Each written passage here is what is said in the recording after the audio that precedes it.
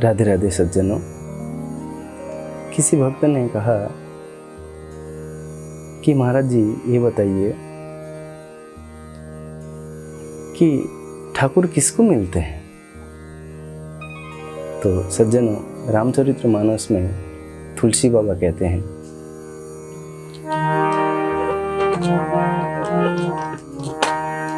निर्मल मन जना सोई मोहे पावा, मोहे कपट छल छेद्र न भावा।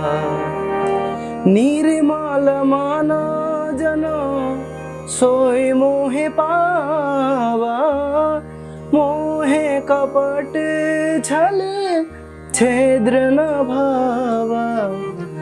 निर्मल मन जन सोई मोहे पावा, मोहे कपट छल छेद्र न भावा। कहते हैं सज्जन, बोले जिस व्यक्ति का मन बहुत ही निर्मल हो, एक बालक के भांति जिसके मन निर्मल हो, ईश्वर उसी को मिलता है। उदाहरण के लिए एक बार की बात है, राजा शिरध्वज जनक जी अपने राज्य में ऐलान करते हैं कि ईश्वर कितनी देर में मिल जाएंगे।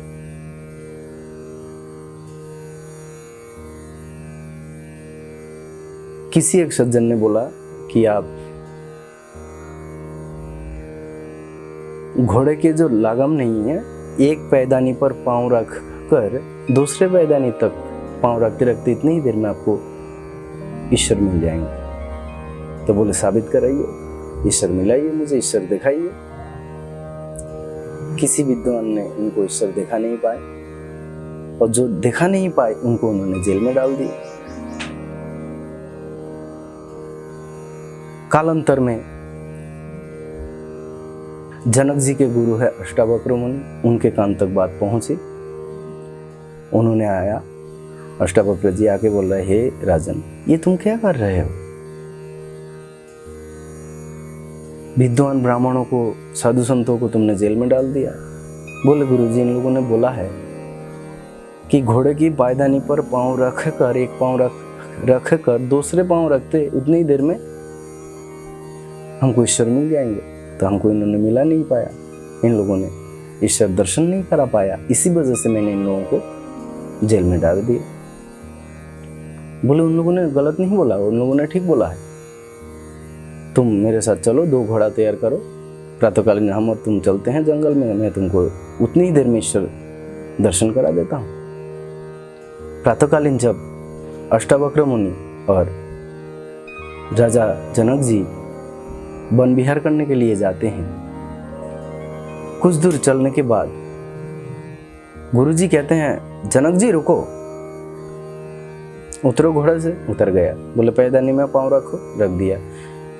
एक पैदानी पर पांव रखे, दूसरे पांव रखते रखते बोला ऐसे ही रहो, ऐसे रहो, बस बस बस, रुको रुको रुको। तो बोले गुरुजी, एक पांव पैदानी पर है और एक पांव ऊपर है, ऐसे कब तक रहा जाए?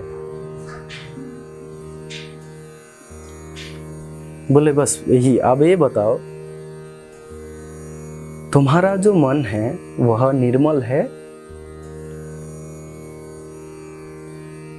जिस प्रकार एक शिशु, एक बालक, जब 2-4 बालक मिलते हैं, आपस में लड़ाई झगड़ा करते हैं, थोड़ी देर बाद फिर आपस में वार्तालाप भी करने लग जाते हैं।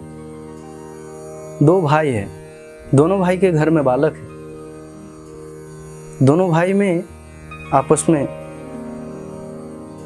मिलन नहीं है, एक दूसरे से बात नहीं करते हैं, मगर दोनों के बालक आपस में बात करते हैं, क्योंकि उनको मालूम नहीं है। लेकिन उनके मन में जो पॉइजन है, जो जहर है, कौन डालते हैं? हम और आप डालते हैं। हम ही बताते हैं कि बाबा, तुम्हारा जो चाचा जी का लड़का है वहां से बात मत करिए, वहां से बात मत करना।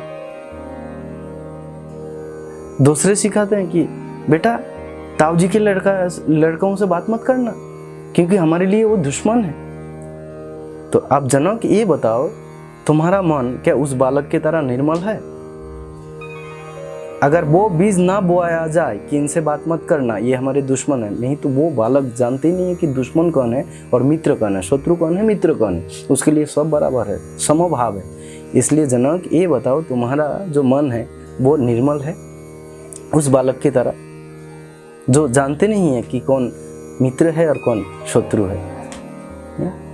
जिस दिन तुम्हारे मन उस तरह के निर्मल हो जाएगा, उस दिन तुम्हें ईश्वर मिल जाएंगे।